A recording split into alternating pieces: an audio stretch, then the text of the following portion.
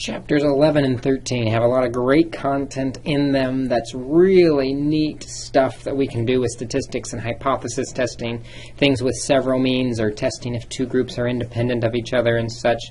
Unfortunately, we don't have enough time to go into all the details of those. So what we're going to do is instead focus on a hypothesis test that we've avoided thus far, and that's hypothesis test with variances.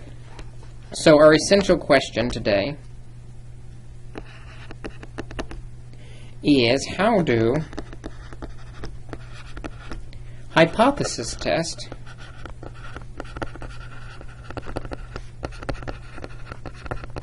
work with variances?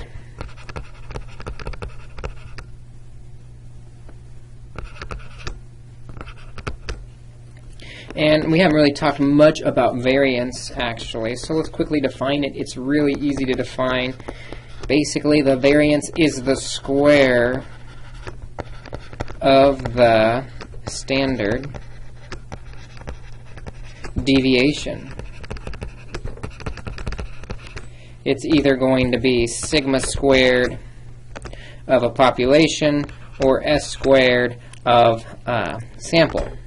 And if you remember, several of our formulas that we've seen recently have either sigma squared or s squared in the formula. That's actually the variance it's calling for. And that's literally how you calculate it. You take the standard deviation and you square it. The square of the standard deviation is the variance. This also is going to create a problem, a pit hole that we need to be careful of not to fall in, is make sure we know which one we're using. If our hypothesis test calls for a variance, which it usually and almost always will for this class, then we need to make sure we don't use the standard deviation. We have to square it so that we're talking about the variance. Now, when we're testing variances, we follow the same process as we do with all hypothesis tests. There'll be a null hypothesis, an alternate hypothesis. We'll calculate a test statistic, find the p-value associated with it, and decide if we accept or reject, if we reject or fail to reject the null hypothesis. However, the distribution of a variance is different than the distribution of a mean. With means, our distribution was normal if we knew the standard deviation. If we didn't know the standard deviation, it was the student t distribution. And the student t distribution was really similar to the normal, especially when we had more than 30 in our sample size. When we test a variance, though, it's a very different distribution. Let's talk about how we test first a single variance.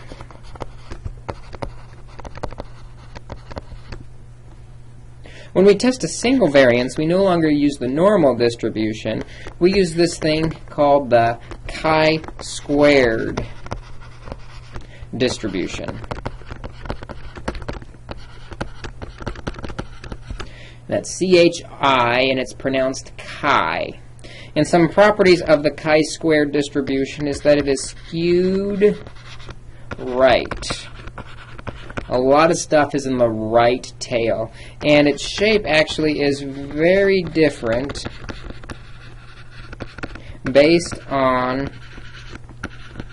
the degrees of freedom, which is still n-1.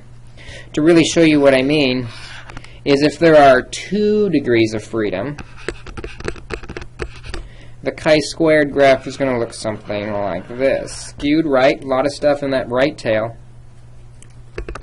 But if we up it to 24 degrees of freedom, the graph is going to look something like this. Notice a very different shape. Still skewed right. Notice that right tail is much higher, much bigger than the left tail. And as you get more degrees of freedom, it's going to kind of bend around and change shape. We are, when we want to calculate how much area we have in a tail of the chi-squared distribution, we will use the calculator instead of a table. And it's going to be the chi-squared. By the way, the chi, the shape for chi, is a wavy first line on the x. That's a chi. Chi-squared, wavy first line and a straight second line, CDF, or cumulative distribution function, and we're going to find the area between some low value and some high value for a certain number of degrees of freedom. Now, if we want the entire left side, the entire left tail, so we want to go all the way down to negative infinity, we can't type negative infinity on our calculator, so we're going to type in negative 10 to the 99th power. That's going to be pretty small.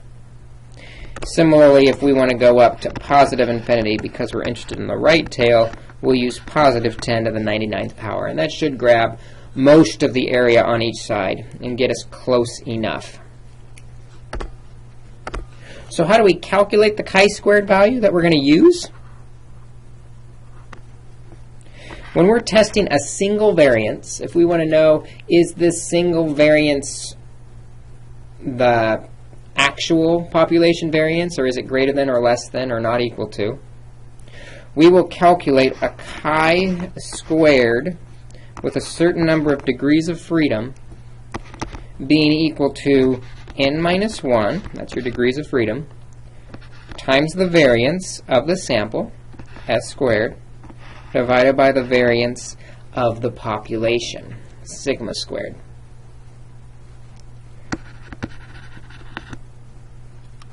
Where the degrees of freedom is n minus 1, one less than the number. So let's do an example where we actually do a chi-squared test. We'll test a variance. This is what we see in chapter 11 of our text. Let's say with individual lines to the post office,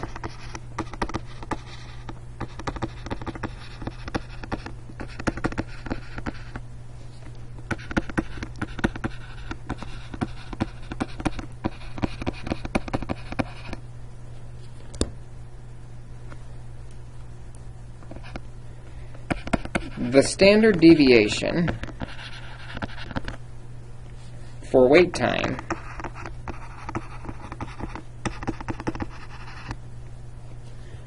is 7.2 minutes.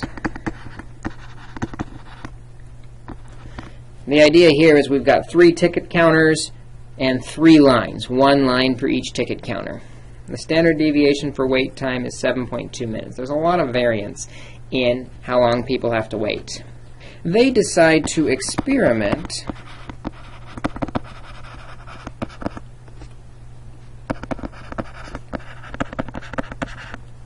with a single line.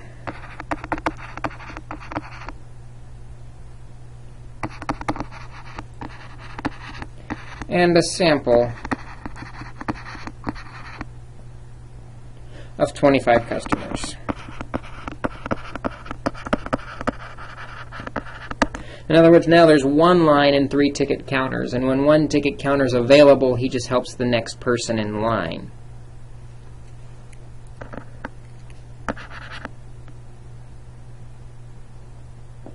Wait time now has a standard deviation of 3.5 minutes.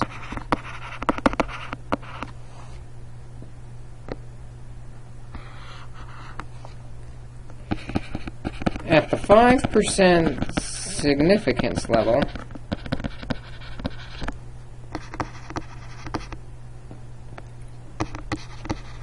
has a single line reduced the variance.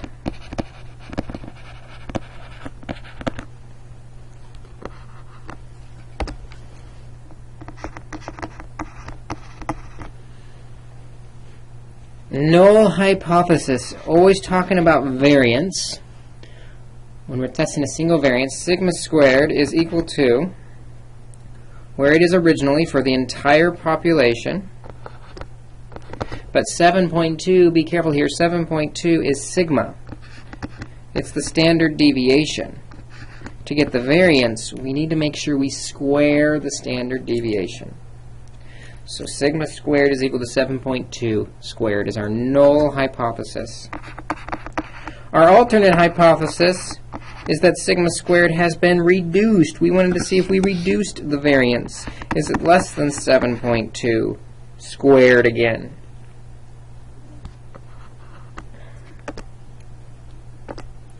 So we have a sample of 25 customers.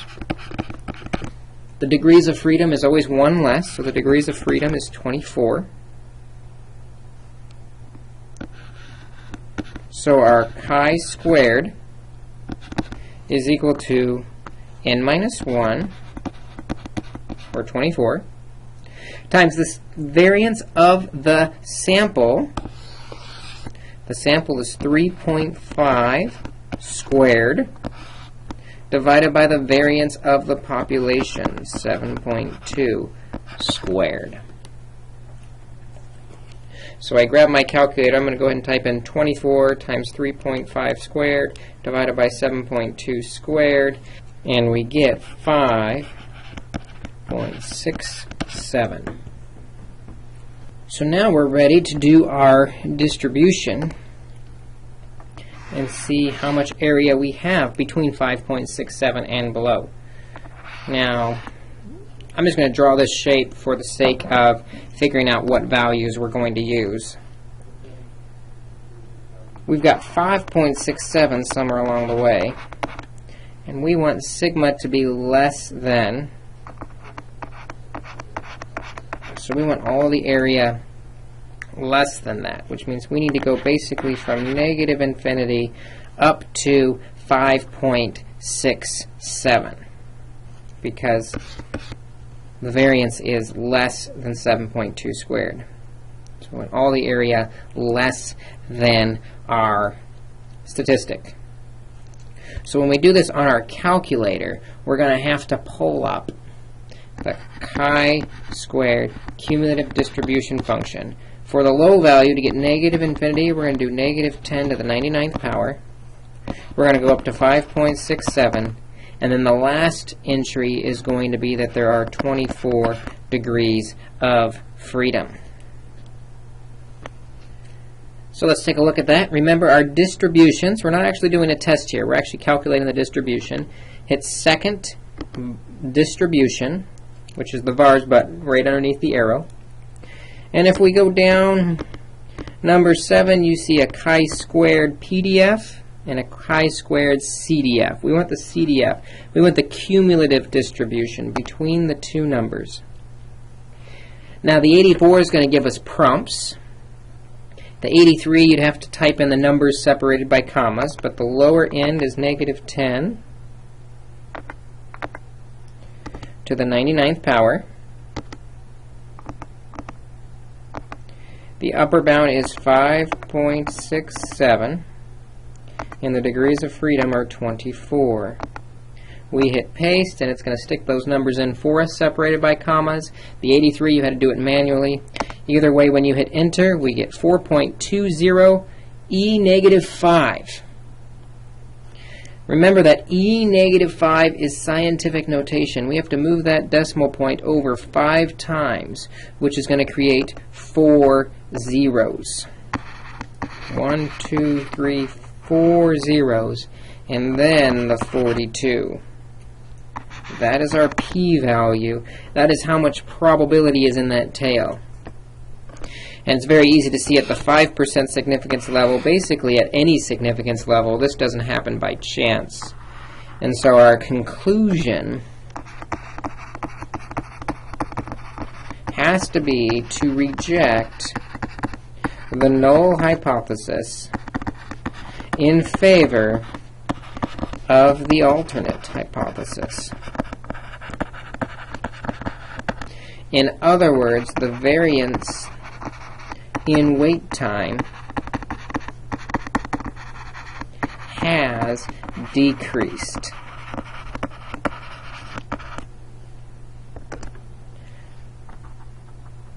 So that is how we test a single variance. If we want to know, did our variance change from what it was? Is the variance what they claim it is? From a sample, we'll use the chi-squared distribution, where chi-squared is n minus 1 times the variance of the sample divided by the variance of the population. and then using our calculator to find out how much area or what the p-value is for that value. Still doing null hypothesis, still doing alternate hypothesis, still calculating a statistic, still calculating a p-value, and either rejecting or failing to reject the null. Same process we've seen every single time. That's how we test one variance. If we want to test two variances, if you remember when we did means, we tested single means and then we tested two means to see if the two means came from the same group or different groups. When we test two variances, again, we have to use a different distribution. We call this one the F distribution. I don't know this for sure, but my guess is because it has to do with it being a fraction with a certain number of degrees of freedom in the numerator,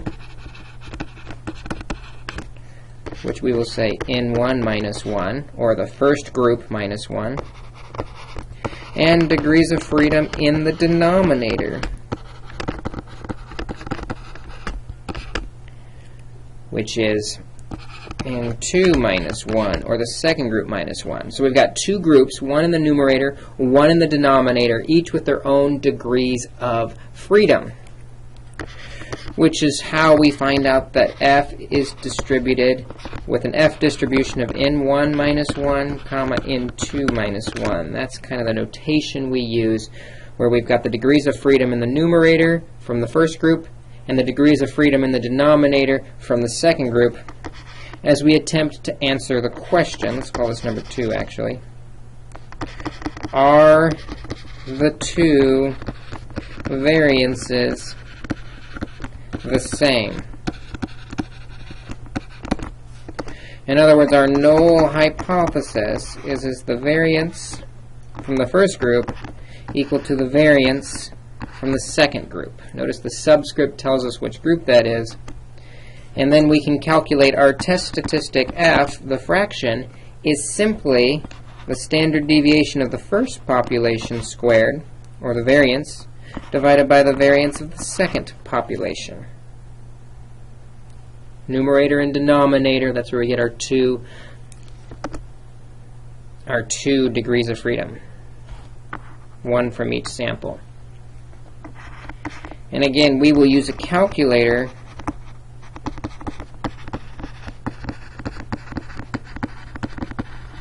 test.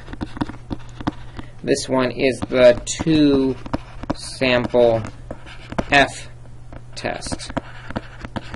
We're doing an F test to see if the two samples have the same variance.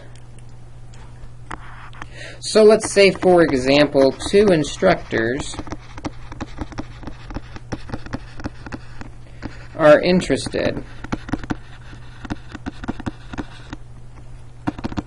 in whether there is any variation in the way they grade exams.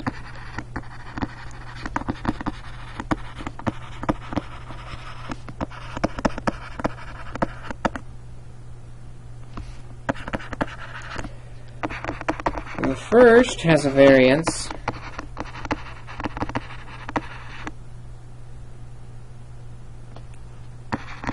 of 52.3 on 3 exams.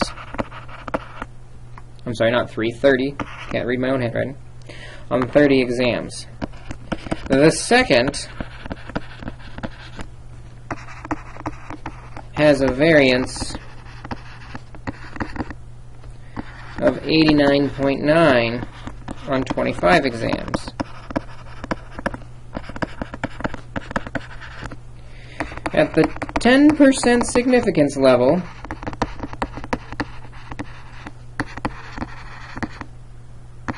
is there a difference?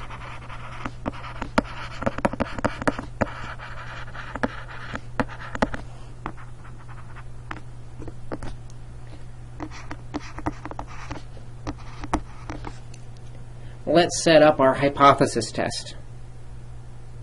The null hypothesis is always that there is no difference between the two variants. Sigma 1 squared is equal to sigma 2 squared. The alternate hypothesis says either one's bigger, one's smaller, or they're just not equal to each other. Here we're just asking, is there a difference? So we just want to know, does sigma 1 squared not equal sigma 2 squared? Are the variances not equal to each other? So our F statistic is going to be the first variance divided by the second variance. So the first variance is 52.3 divided by the second variance, which is 89.9. By the way, degrees of freedom for the numerator is going to be 1 less than the number of elements, so 29. The degrees of freedom for the denominator is 1 less than the second group, so 24. You might even say n1 equals 30, and n2 equals 25. We'll label those degrees of freedom 1 and degrees of freedom 2. We're going to use our calculator to actually calculate our F statistic for us and our p-value from here using the information we just found. We're going to go to Stat, and we are going to do a test. And if we scroll through all these tests,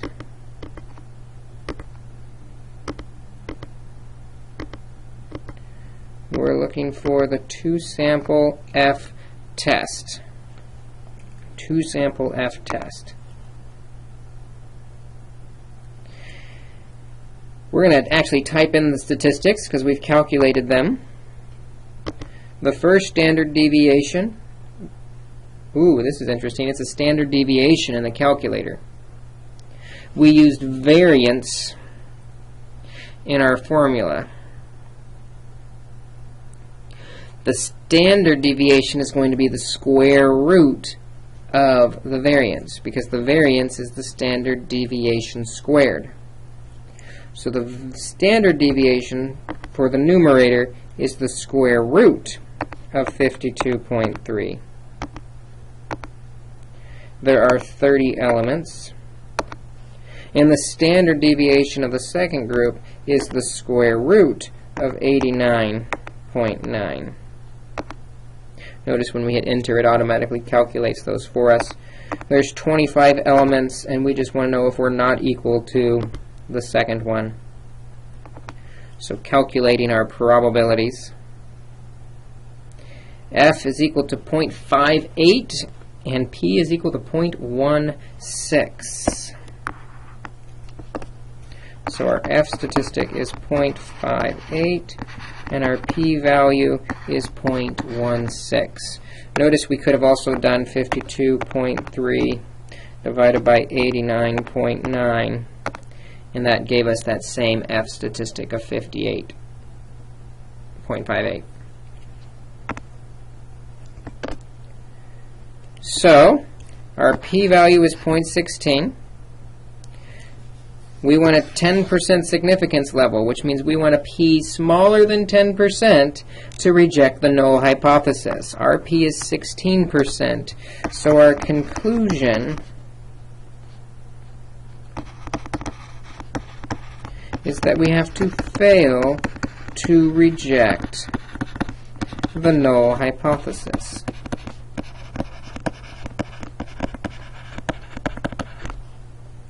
What we're saying is there is insufficient evidence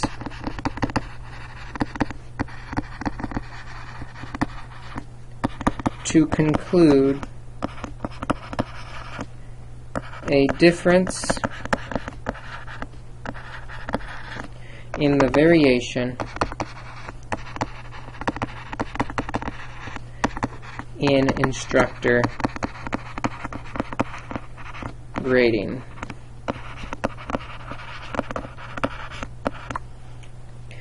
Seems to suggest that there is the same variance between the two. So the two instructors must grade pretty fairly, or at least equitably. Maybe we should say that.